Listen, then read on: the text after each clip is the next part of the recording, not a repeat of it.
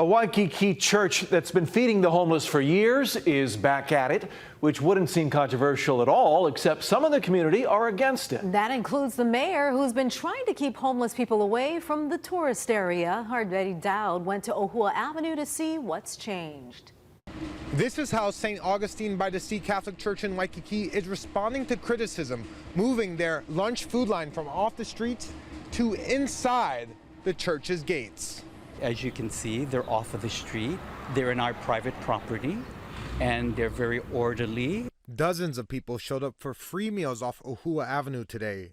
A restart for Father Lane Akiona, who says Mayor Rick Blangiardi pressured him to halt the service on July 21st, claiming it attracts homeless people, criminals, drug users, and trash. But social media erupted with comments criticizing the mayor and supporting Akiona. I think we're making a statement here. My obedience is first and foremost to God. The mayor is a nice man, but he is not my major superior that I need to obey.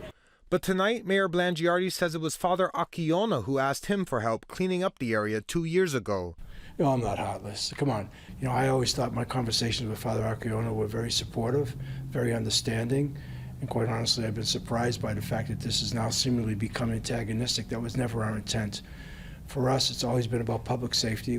In the past 2 years, the city has ordered police crackdowns, changed park hours, hired security guards, and targeted repeat offenders, all to keep troublemakers out of the tourist zone. We know there's a certain criminal element that is lurking in Waikiki. We know that from all the arrests that we've been making. I'm trying to deal with the systemic problem right now of what's causing people to feel or not feel as safe as we want them to feel.